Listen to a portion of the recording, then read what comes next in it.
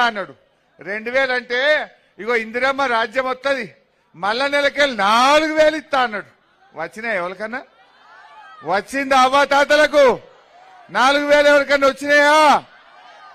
మరి ఎందుకు వెయ్యాలి ఇంకా కాంగ్రెస్ కోటు?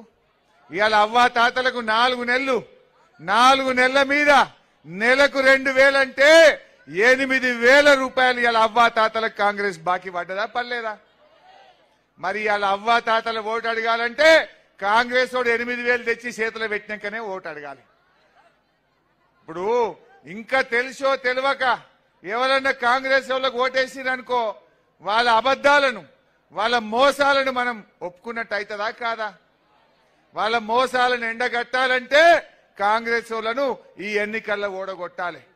ఇవాళ అవ్వాతాతలకు ఇంకో బాధ వచ్చింది. నడిమిట్ల జనవరి నెల ఒక పింఛన్ ఎగ్గొట్టిండు, ఇచ్చే 2000 కూడా ఎగ్గొట్టిండు. ఒక నెల ఎగ్గొట్టిండా లేదా? బీడీ కార్మికులకు, వితంతువులకు, ముసలోళ్లకు, నేత గీత కార్మికులకు నడిమిట్లో ఒక పింఛన్ ఎగ్గొట్టిండు. ఇది ఎట్లుండదంటే వెనకట్టుకో సామెత ఉండే, అన్న వస్త్రానికి పోతే ఉన్న వస్త్రం పోయిందట. వాడు 4000 ఇస్తాడని ఆశపడితే ఇళ్ళనే 2000 ఎగ్గొట్టిండు. ఇంకా బాధ ఏంటంటే అది కూడా టైం మీద వస్తలేదు. ఒక్కొక్క ముసలోళ్ళు ఎండాకాలం పూట ఆ పోస్ట్ ఆఫీస్ కు నడుచుకుంటూ పోయి పింఛన్ పడ్డదా అని అడిగితే రాలేదు పో అంటుండు వాడు. మళ్ళా ఎండల వచ్చుడు మళ్ళా పోవుడు, మళ్ళొచ్చుడు మళ్ళా పోవుడు, నెలాఖరు దాకా కూడా పింఛన్ పడతలేదు. ఆ ఇచ్చేది కూడా చక్కగా ఇస్తలేడు రేవంత్ రెడ్డి. ఇది మోసం అయిందా లేదా దయచేసి మీరు ఆలోచన చెయ్యండి. ఇలా పెండ్లికి సాయం చేసిండు కేసీఆర్. మీ బిడ్డ కాన్పుకు పోతే గజ్వేల్లో బ్రహ్మాండమైన దవాఖాన కట్టి కేసీఆర్ కిట్ ఇచ్చి తల్లిని పిల్లను ఆటో కిరా లేకుండా తెచ్చి మరకు కాడ జగదేవ్పూర్ కాడ దించిండా లేదా? ఇవాళ గజ్వేల్ దవాఖాన పోండి, కేసీఆర్ కిట్టు బంధు. ఇందాక మా ప్రతాప్ అన్నాడు కదా, గోవిందా గోవిందా, కాంగ్రెస్ వచ్చింది కేసీఆర్ కిట్టు గోవిందా. ఇవాళ గజ్వేల్ దవాఖానలో పోతే కేసీఆర్ కిట్లు బంద్ చేసిండ్రు. ఏమే మీరు కొత్త ఏమన్నా ఇస్తారేమో అంటే ఉన్నాయి కూడా ఊడగొట్టబట్టి. రైతులకు బాయి కాడ కరెంటు మున్పటి లెక్క వస్తలేదు, మోటార్లు కాలుతున్నాయి, కేసీఆర్ కిట్లు బంద్ అయినాయి, మున్పటి లెక్క పింఛన్ టైం మీద వస్తలేదు, కళ్యాణ లక్ష్మి చెక్కులు వస్తలేవు, ఇంటకాడ నల్లలు కేసీఆర్ ఉండగా ఫుల్ వచ్చింది నల్ల, కాంగ్రెస్ వాళ్ళు వచ్చినాక అర్ధగంట కూడా చక్కగత్తలేదు. ఇబ్బంది అయితలేదా? మున్పటి లెక్క మంచినీళ్ళు వస్తున్నాయా? కేసీఆర్ ఉన్న 10 ఏండ్లు ఏ చెల్లె అక్క బిందె పట్టుకొని బయటకు రాకుండా మంచిగా నీళ్లు ఇచ్చిండా లేదా? ఏం పుట్టింది కాంగ్రెస్ వాళ్ళకు? వచ్చి 4 నెలలు కాలే నీళ్లు చక్కగత్తలేవు. అంటే కొత్త ఏమి ఇయ్యలే గాని ఉన్నాయి కూడా ఊడగొడుతున్నారు. మరి ఉన్నాయి ఊడగొట్టిన కాంగ్రెస్ వాళ్ళను గట్టిగా బుద్ధి చెప్పాలనా వద్దా? ఎన్ని చెప్పిండ్రు చెల్లె? రైతులకు ఎకరానికి 15,000 రైతు బంధు ఇస్తామన్నారు. పడ్డాయా? 15,000 దేవుడెరుగు, 5,000 కూడా చక్కగా పడతలేవు. 5,000 కూడా పడతలేవు. వడ్లకు మక్కలకు 500 బోనస్ అన్నారు, అది కూడా ఎగబెట్టిండ్రు.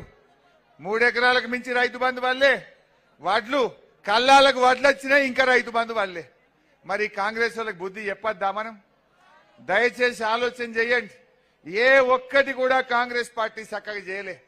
వాళ్ళు చెప్పినవి చేయలే, కొత్తగా కూడా ఏమి ఇస్తలేరు. ఆడపిల్లలకు స్కూటీలు ఇస్తామన్నారు, అది అటే పోయింది. పిల్లలకు విద్యార్థులకు 5 లక్షల భరోసా కార్డు అన్నారు, అది ఉత్తదే అయింది. నిరుద్యోగ యువతకు నెలకు 4,000 ఇస్తామన్నారు, అది ఉత్తదే అని చేతులెత్తేసిండ్రు. అందువల్ల ఇవన్నీ ఆలోచించండి. ఒక్క హామీ కూడా కాంగ్రెస్ వాళ్ళు నిలబెట్టుకోలే. ఇలా మన గజ్వేల్కు మన కేసీఆర్ గారు మన గజ్వేల్కి ఎన్నో శాంక్షన్లు ఇచ్చారు.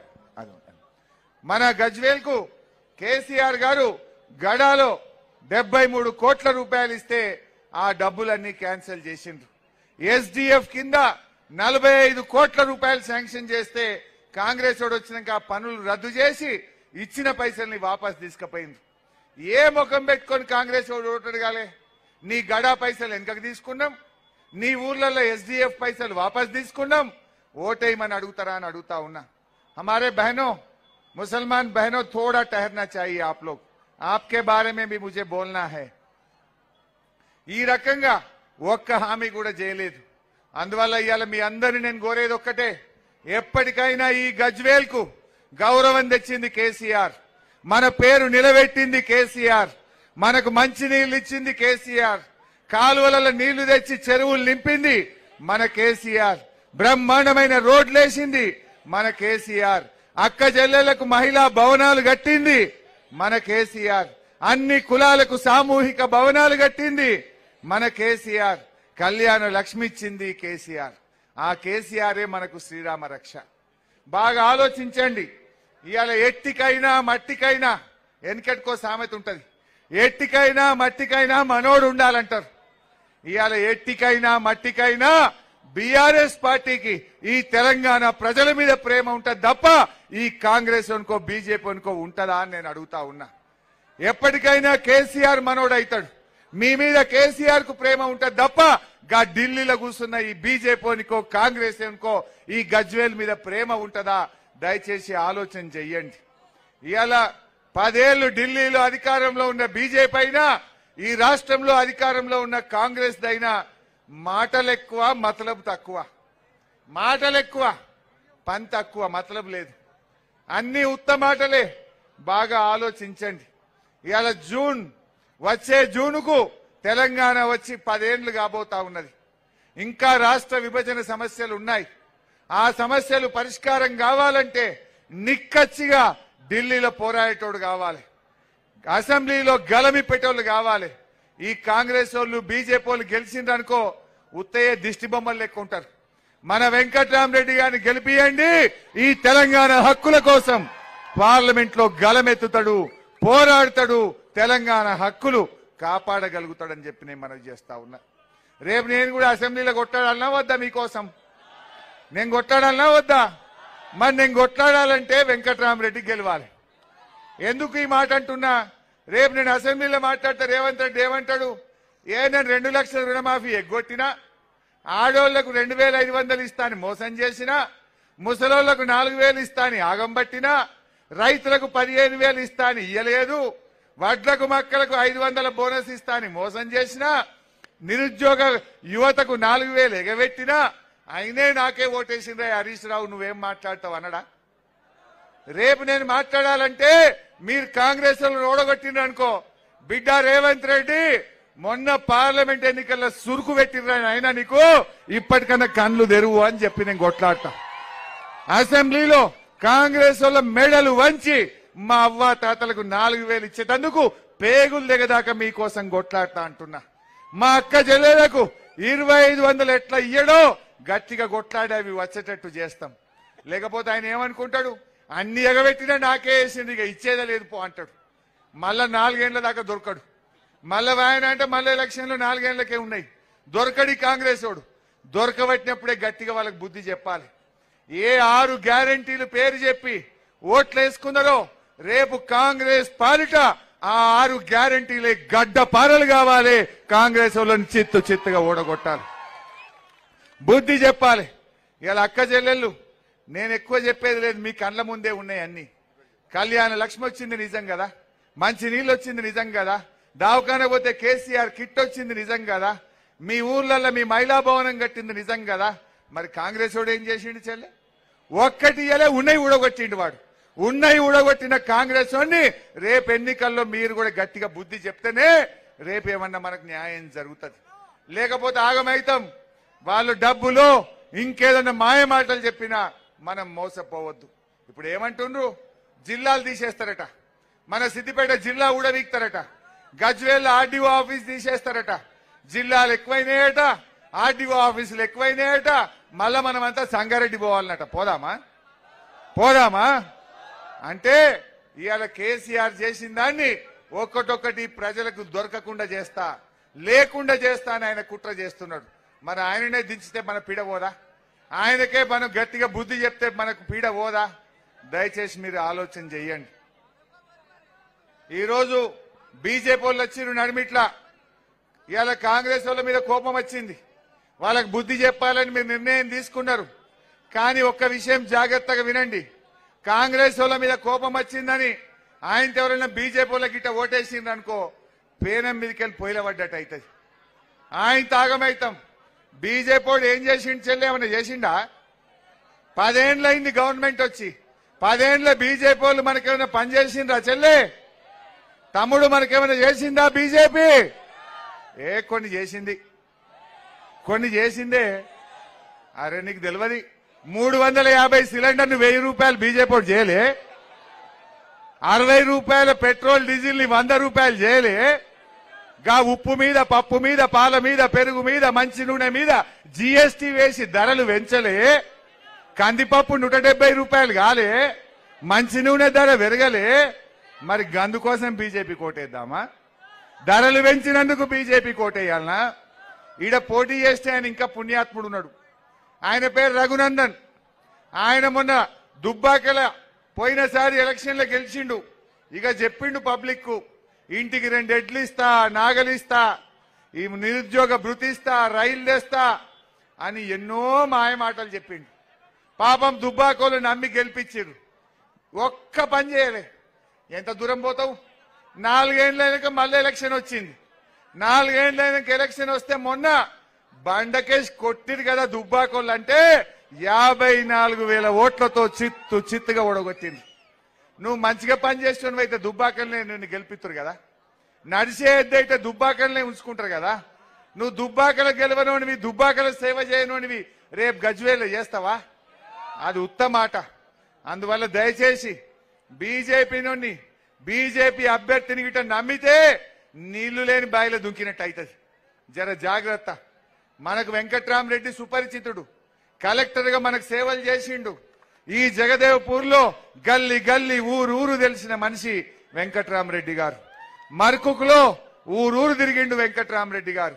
వెంకట్రామరెడ్డి గారు రేపు ఎంపీగా గెలిస్తే మనకు అభివృద్ధి మంచిగా ముందుకు పోతుంది. 100 కోట్ల రూపాయలతో ట్రస్ట్ పెడతా అంటుండు. మీ పిల్లల చదువుల కోసం తాను బాధ్యత తీసుకొని మీ పిల్లల్ని చదివిస్తా అంటుండు.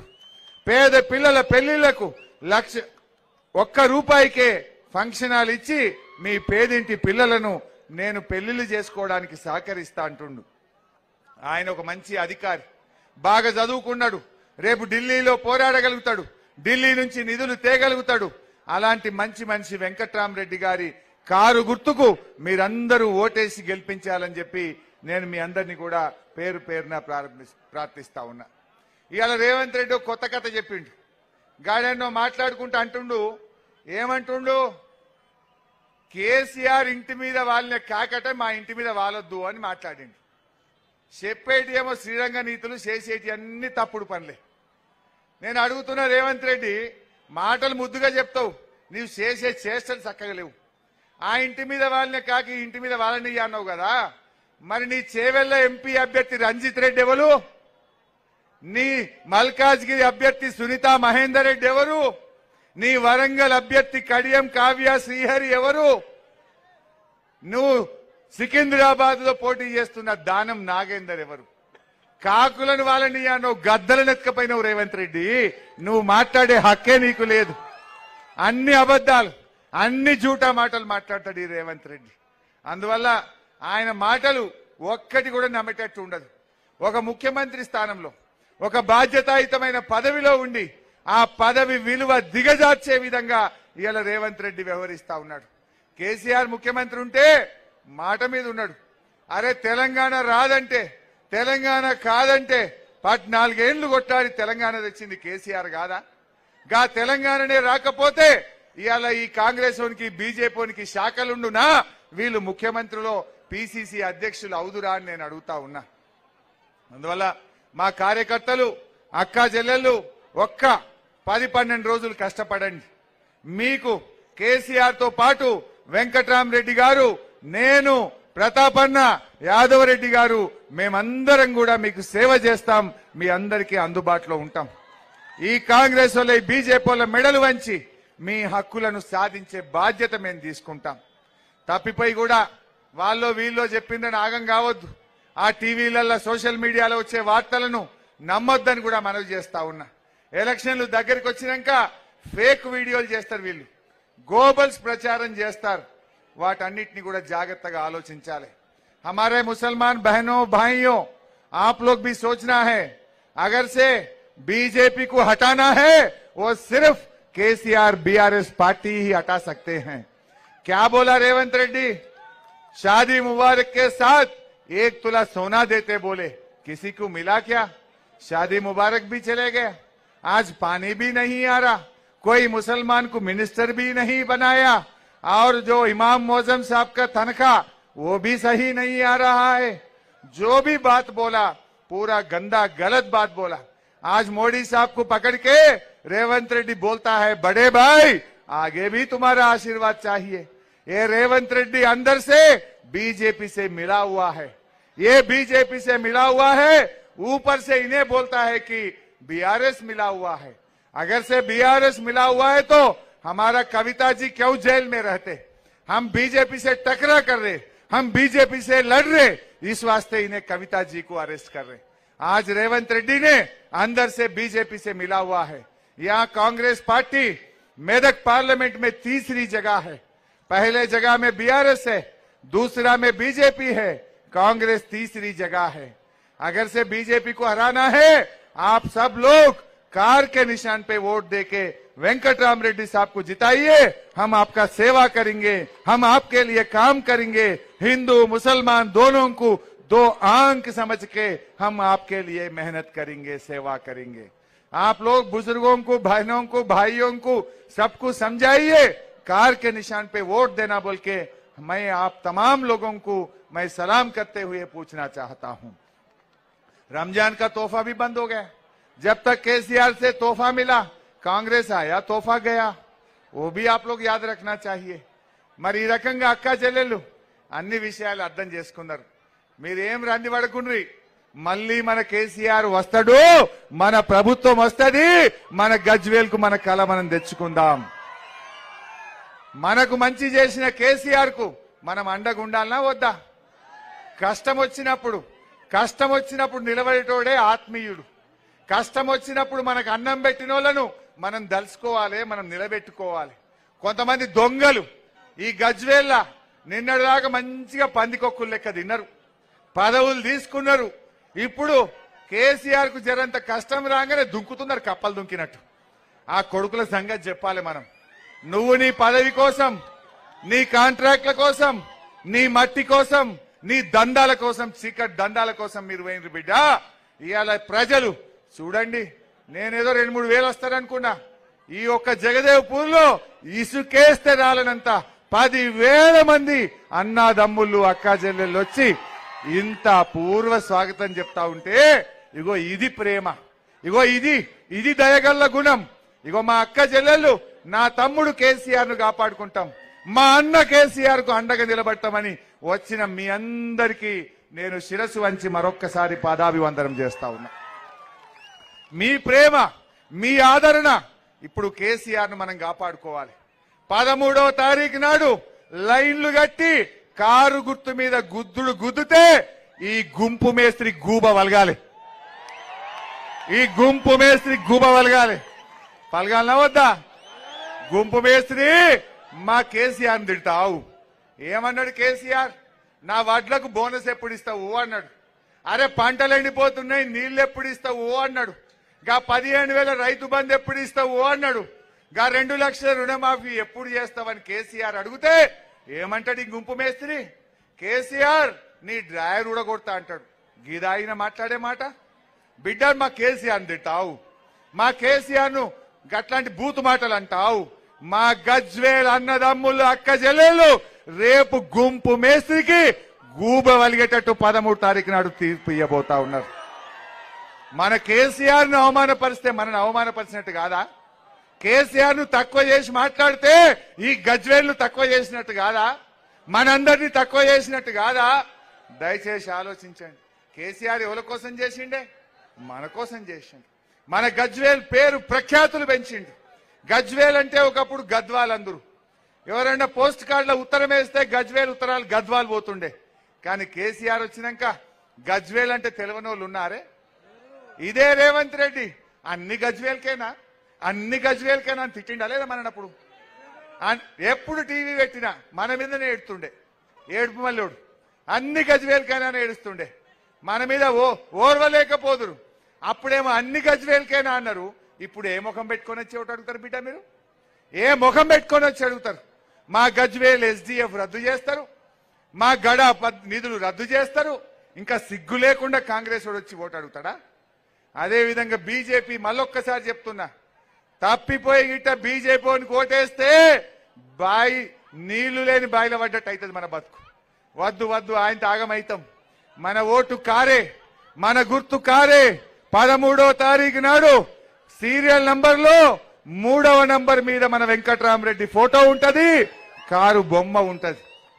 అందరు కూడా జర ముసలోళ్ళు కనబడకపోతే మంచిగా అడిగి కారు మీద కీ కీ కీ కీ అనేదాకా ఆ దమ్ము పట్టాలి ఇక కారు. అట్లా మీరు అందరు కూడా ఓటేయాలని కోరుతూ సెలవు.